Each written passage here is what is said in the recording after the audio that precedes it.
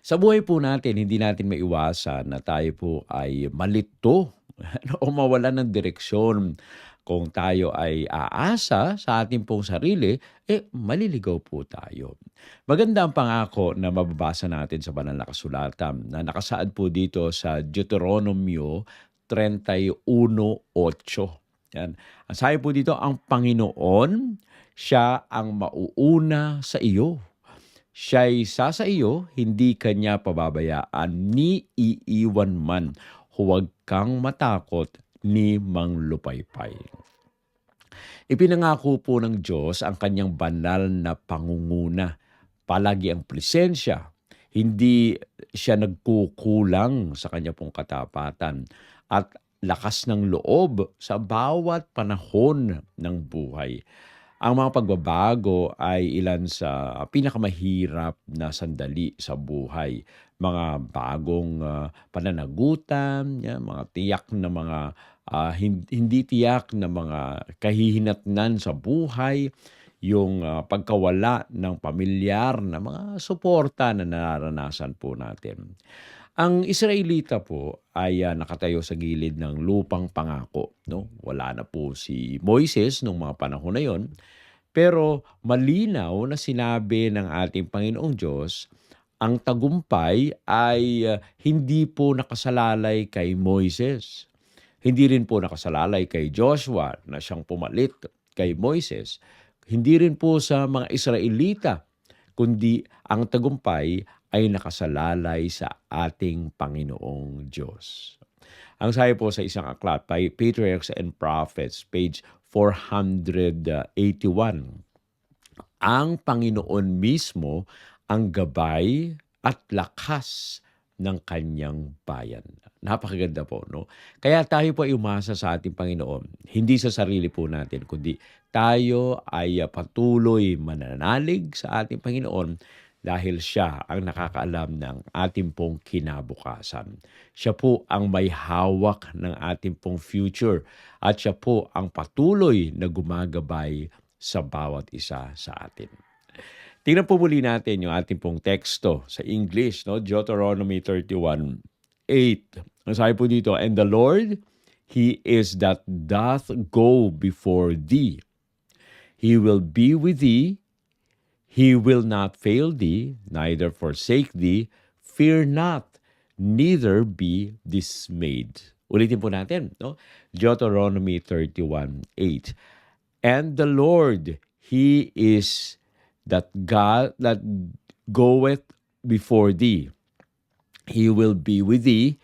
He will not fail thee, neither forsake thee. Fear not, neither be dismayed. No? Meron po tayong ilang puntos na ating pong pagtutuunan ng pansin. Limang puntos po dito sa teksto po na ito na ating pong nabasa. No? At gagamitin po natin yung acronym na LEADS, LEADS. Yan. Okay? Letter L, the Lord goes before you. No? Ang ating Panginoon, siya po yung nauuna sa atin. Letter E, ever present with His people. No? Laging kasama.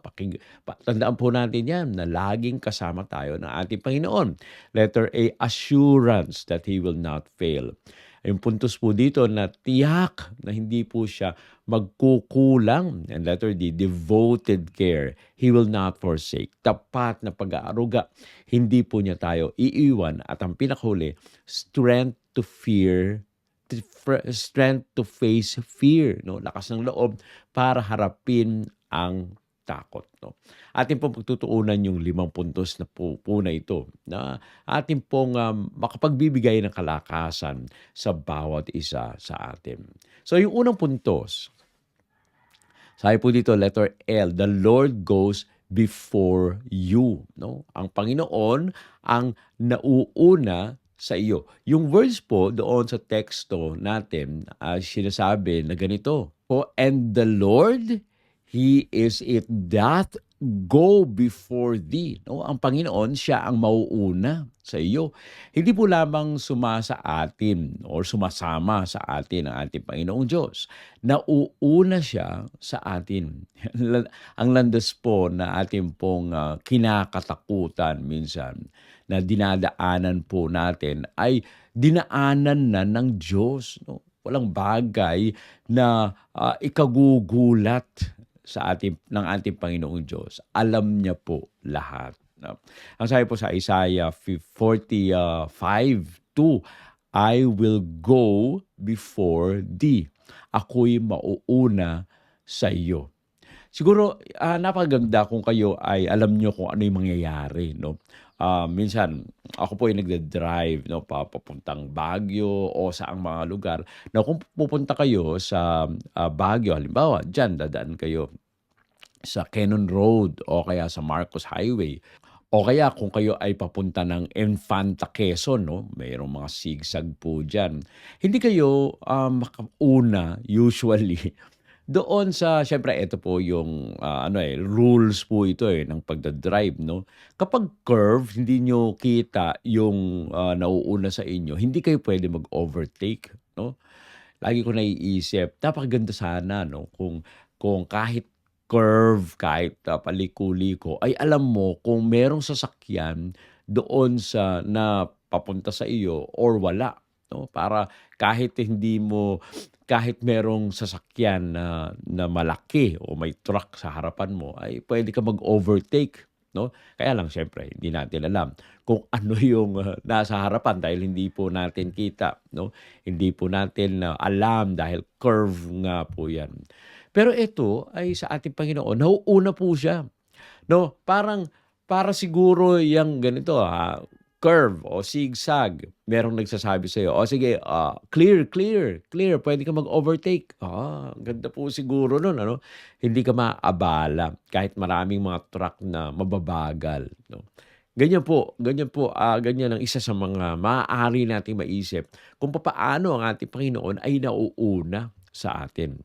Sabi naman sa Psalm 77:20, "Thou leddest thy people like a flock." No, pinapatnubayan ng ating Panginoon ang kanyang bayan na para pong kawan, 'no. Ang isang hindi po kasi natin masyadong maintindihan dito dahil, walang mga tupa, 'no. Sa may Nueva Ecija nakakita po ako ng mga tupa. Pero bibihira, 'no, bibihira sa mga kabataan po natin na hindi pa sila nakakita ng tupa. 'Pag sinabi na pastol, ang pastol ay kanyang inaaka yung kanyang mga tupa kung saan sila maaaring kumain, 'no. Yan ang paggabay, ganyan din ang paggabay ng ating Panginoong Diyos sa bawat isa.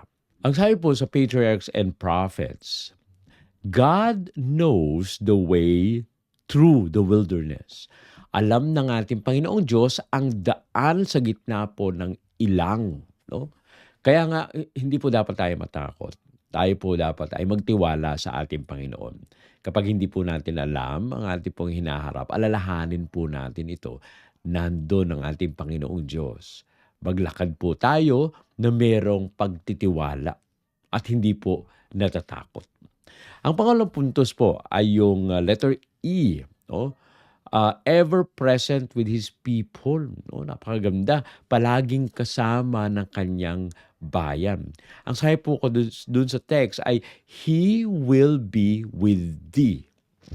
Ang ating Panginoong Diyos, siya ay sa inyo. Ang presensya po ng Diyos ay hindi po symbolic. No? Ito po ay personal. Hindi po ito parang iniisip lang natin na, parang yan lang ang Panginoon. No? Nandyan po talaga siya. Hindi po tayo basta sinusugo mag-isa. No? Huwag ka mag-alala. No? Bahala ka dyan sa buhay. Hindi po ganun. Ang ating Panginoon ay nandyan. Hindi po niya hinahayaan tayo na mahirapan doon sa mga gawain. Ang kanya pong presensya ang nagbibigay sa atin po ng tapang at kapayapaan. Kung tayo ay magtitiwala sa ating Panginoon na nandiyan ang ating Panginoon, matatakot pa ba kayo? No? Kung alam ninyo na kung may kasama kayong makapangyarihan, kung alam ninyo na kayo ay hindi iniiwanan ng inyong inaasahan, no? Ay hindi tayo matatakot kahit sino at kahit ano pa ang ating pong kinakaharap. Ang sabi po sa Isaiah 41:10, "Fear thou not, for I am with thee." No? Huwag kang matakot sapagkat ako'y sumasa iyo. Yan po ang sabi ng ating Panginoon. Huwag tayong umasa sa sarili natin, kundi tayo ay umasa sa Kanya. Ang sabi pa sa Matthew 28:20, "Lo, I am with you always." No? Narito ako'y sumasa iyo araw-araw, palagi. No? Ako ay sumasa iyo. Kaya nga, etong mga pangako na ito ay nagbibigay sa atin ng kalakasan. Nagbibigay sa atin ng lakas ng loob. Nagbibigay sa atin ng pag-asa sapagkat ang ating Panginoon ay laging kasama po natin. Sa aklat na Desire of Ages, page 481, ito po ang sabi, "In every trial, God is present with His people." Sa bawat pagsubok, ang Diyos ay kasama ng Kanyang bayan. Napakaganda po na hindi tayo kailangan na magdalawang isip na maging malakas ang loob natin sapagkat ang ating Panginoon kasama po natin. Hindi po tayo kailanman nag-iisa. No? Kahit magbago ang mga pamumuno, mag-iba ang mga plano o mawala ang mga suporta, nandyan pa rin ang ating Panginoon. Nanatili ang presensya ng ating Panginoong Diyos sa atin. Ang pangatlong puntos po ay assurance. Yung letter A, assurance. He will not fail you. No? Tiyak na hindi po siya magkukulang. Ang sabi po dun sa text, He will not fail thee. No? Hindi kanya pababayaan. Ang lakas ng tao po ay minsan nagkukulang po ito. No? Ang katapatan ng Diyos, ayun ay hindi po nagkukulang. Ang mga pangako po ng ating Panginoong Diyos, hindi po siya walang bisa, no? Pero ito po ay patuloy na nananatili at ito po ay nangyayari anuman ang ating pong kinakaharap o anuman ang kalagayan. Yung mga kabiguan, no, hindi po ito wakas, no, sa ating Panginoong Diyos. Ito po ay nananatiling magpapatuloy na mabuhay tayo ng payapa at sagana dahil ang ating Panginoon ang kasama po natin. Sabi po sa Joshua 21:45, "There failed not aught of any good thing." Walang nabigo, no, na isang mabuting pangako ng ating Panginoong Diyos. Kaya naman tayo ay umasa sa ating Panginoon. Ang mga pangako na ating pong tinitingnang palagi, ito ay hindi po talaga nabibigo. Ang sabi po sa Lamentations 3:22-23, "Great is thy faithfulness." Dakila ang katapatan ng ating Panginoon. Ang sabi po sa Steps to Christ, page 72, no? "God is faithful in the fulfillment of all His promises." Ang Diyos ay tapat sa pagtupad ng lahat ng kanyang mga pangako. Kapag humihina po ang ating pong tiwala, no, sa ating pong mga sarili, mas kumapit tayo sa ating Panginoong Diyos. Hindi po siya kailanman nagkukulang at siya po ay patuloy na gumagabay sa bawat isa sa atin. Ang pinaka-apat na puntos po, no, dito sa ating pong acronym ay letter D, no? Devoted care, He will not forsake you. Tapat ang kanyang pag-aaruga, hindi po niya tayo iiwan. Ang sabi po dun sa text, neither forsake thee, ni iiwan man. Ang ganda po ng mga pangako po na ito, no, na nagbibigay ng kalakasan po sa atin. Hindi po tayo iniiwan ng Diyos. Ang kanyang bayan ay patuloy na nasa gitna ng kanyang pag-aaruga. No, kahit po tayo ay nahihirapan, no, sa ating pong buhay, ang kanya pong pangako ay permanente. Hindi po ito may kondisyon. No? Maaaring nakakaramdam po tayo ng pag-iisa, ngunit hindi po tayo kailanman no? Nag-iisa dahil ang ating Panginoon kasama po natin. Sabi po sa Hebrews 13:5, I will never leave thee nor forsake thee. Hindi kita iiwan ni pababayaan man. Alam niyo po minsan, no, sa buhay po natin, lalong-lalo na kung malaki ang ating pong problema, ay parang naiiwanan tayo ng ibang mga tao. No? Pero ang ating Panginoon, kasama po natin. Siguro maalala niyo po yung nangyari po doon sa alibughang anak, no?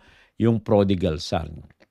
'Di ba siya po ay umalis sa kanyang tatay, sa poder ng kanyang tatay at, kahit pa buhay pa yung tatay niya, sabi niya ay, "Kukunin ko na yung mana ko." Oh, Ah, walang magawa yung tatay, puwede naman niya sanang hindi hindi ibigay, pero dahil sa kanyang pagmamahal, ayaw naman niya na pigilan yung kanyang anak kung yun ang gusto. So, binigay po niya yung mana. Itong lalaki, itong bata ay pumunta sa ibang lugar, malayong lugar, 'no? At doon kanya pong winaldas yung kanyang pera, 'no? Sa halip na po siya ay mag-invest o kaya siya po ay, mag-umpisa ng kanya pong business, ay hindi po 'yun ang ginawa niya. Ang ginawa niya ay siyang nag-ano siya, talagang winaldas niya yung kanyang pera. At doon, 'no, ay naubos, 'no, yung pera niya. At itong pera na ito ay, nawala, pati na rin yung kanyang mga kaibigan ay nawala. Iniwan po siya nung kanyang kaibigan. Pero alam niyo po, sa kabila nun, 'no, yung kanyang tatay pala ay naghihintay, 'no. Naghihintay na siya ay bumalik do'n sa puder. Alam niyo ang ating Panginoon ay ganyan. Hindi po tayo basta-basta papabayaan. Unfortunately, kung tayo ang lalayo sa ating Panginoon, hindi naman niya pipilitin yung kanyang sarili na patuloy na nasa atin. At tayo po ay kailangan talagang tumatawag sa ating Panginoon. Ang sabi po sa Isaiah 49:15-16, I will not forget thee. Katulad nung tatay doon sa prodigal son, naghihintay po siya. At nung yung kanyang anak ay naisipan, ano, minsan ganyan ang nangyari, no? Naisipan nung kanyang anak na wala na siya, no? Kinakain na niya yung mga kaning baboy, no? At sabi niya, doon sa bahay ng aking tatay, ang kanilang mga katulong ay may nakakain. Ako ay wala. Sabi niya, ako ay babalik, no, sa aking tatay. At sasabihin ko na gawin na lamang akong katulong, isang katulong. Alam niyo, habang siya po ay naglalakad, iniisip niya yung kanyang sasabihin. Pero malayo pa lang siya nung nakita siya ng kanyang tatay. Tumakbo yung kanyang tatay. No? At pagdating ng kanyang tatay, hindi sinabing, "Ang baho mo naman, bakit napakabaho mo?" No, hindi ho sinabi, kundi kahit ano pa ang kanyang itsura, kahit siya po ay mabaho, no, niyakap siya ng kanyang tatay. Hindi siya kinalimutan ng kanyang tatay at binahisan itong lalaki na ito. At sila po ay nag-celebrate. Ganyan ang pag-ibig ng ating Panginoon. I will never leave thee nor forsake thee. O, sabi ng ating Panginoon, hindi rin po tayo kakalimutan ng ating Panginoon. Sabi pa sa Steps to Christ, page 57, no one trusting soul has ever been forsaken. Walang kahit isang kaluluwa na nagtitiwala ang kailanman ay pababayaan. Kaya nga napaka-importante. Alalahanin po natin ito. Kapag sinasabi po ng damdamin natin na tayo po ay nag-iisa o mag-isa ka na lang o sagutin po natin ang ating pong damdamin, ang pangako ng ating Panginoong Diyos na hindi po ito nagbabago. Patuloy tayong inaaruga ng ating Panginoon. At panghuling puntos, letter S, no? Strength to face fear without dismay, no? Bibigyan po tayo ng kalakasan. Sabi po dun sa text, fear not, neither be dismayed, no? Huwag daw po tayong matakot o manlupaypay.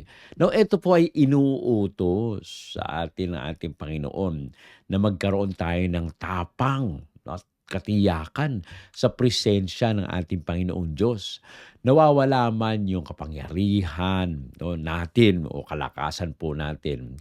At kapag tayo po ay natatakot, ay parang nauubos tayo. Pero kapag meron tayong pananampalataya, no, tayo po ay nagiging matatag. Hindi po inaalis ng ating Panginoong Diyos yung mga nangyayari sa atin, pero tayo po ay sinasamahan at ginagabayan. Ang sabi po sa Joshua 1:9, no? Be strong and of good courage. Ito po ang lagi nating i-remind yung ating pong mga sarili, no? Maging matapang daw po tayo at magkaroon ng lakas ng loob.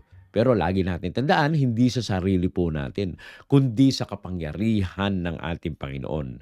Ang sabi pa sa Psalm 27:1, The Lord is the strength of my life, of whom shall I be afraid?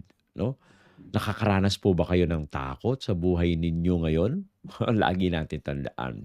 The Lord is the strength of my life. Ang Panginoon, ang lakas ng aking buhay. Kanino ako matatakot? O saan ako matatakot? Yan ang lagi po nating sabihin. Dahil ito ay nagpapalakas sa atin. No? At tayo po ay lubos na pinapaalalahanan na tayo ay magtiwala sa ating Panginoon. O kapag meron tayong pananampalataya, naaalis po ang takot. Ano pa man ang kinakaharap po natin na napakahirap ng buhay, ay mawawala po yung takot po natin. Hindi sasabihin natin na bahala na. Well, hindi po bahala na ang ibig sabihin po dito. Ang ibig sabihin dito ay nagtitiwala tayo sa ating Panginoon. Harapin po natin yung hamon ng merong kumpiyansa. Hindi dahil sa lakas po natin, kundi kasama po natin ang ating Panginoong Diyos. No? Kaya naman, dito sa Deuteronomy 31:8, ito po ay pangako ng Diyos, no? Sa anumang kabanata ng ating pong buhay. Ano man ang yugto ng ating pong buhay, masaya man ang buhay po natin, magtiwala tayo sa ating Panginoong Diyos. Meron tayong kinakaharap na problema, magtiwala tayo sa ating Panginoong Diyos. Mabigat man ang problema po natin, lubos tayong magtiwala sa ating Panginoong Diyos. Dahil ang ating Panginoong Diyos ay patuloy na tayo po ay ginagabayan. Yan. So ano po yung mga puntos natin doon sa ating pong acronym na LEADS? LEADS. No? Letter L, the Lord goes before you. Tandaan po natin, ang ating Panginoon laging nauuna. No? Alam niya kung ano mangyayari at tayo po ay ginagabayan ng ating Panginoon. Letter E, ever present with His people. Laging nandyan, kasama po ng kanyang bayan, kasama natin ng ating Panginoon. Letter A, assurance that will not fail. Tiyak ang kanyang pangunguna, hindi po ito nagkukulang. And letter D, devoted care. He will not forsake. No? Tapat ang kanyang pag-aaruga, hindi po niya tayo iiwan. And letter S, strength to face fear. Lakas ng loob para harapin ang ating pong mga takot. Alam niyo po, ang isang bata, kapag naglalakad po ito, kahit madilim, no, may kumpiyansa. Dahil alam niya, ligtas siya kasama ang kanyang magulang, ang kanyang tatay na humahawak sa kanyang kamay. Ganyan din po tayo. Maaari po nating panghawakan ang mga pangako ng ating Panginoong Diyos. Ano man ang kinakaharap po natin, nandiyan ang ating Panginoon. Nangunguna. Huwag po tayong matakot. Huwag tayong manlupaypay. Ang ating Panginoon mismo ang siyang gumagabay sa bawat isa sa atin. Tayo po ay manalangin. Ama naming banal Diyos na nasa mga langit, nagpapasalamat po kami sa inyong patuloy na pangako na anuman ang aming pong kinakaharap ay nandyan kayo, nangunguna sa amin. Kaya ngayon sa umaga po ito, amin pong patuloy na itinatalaga ang aming mga sarili sa inyo. Manguna nawa po kayo sa amin at alisin ang takot at pangamba sa aming pong mga puso. Bagkos kami ay patuloy na magkaroon ng pananampalataya at asa sa inyo. Amin pong pinapasalamatan, Panginoon, ang patuloy na pagdinig nyo sa aming mga dalangin. Ito po ang aming hiling sa pangalan ng aming Panginoong Yesus. Amen. Amen.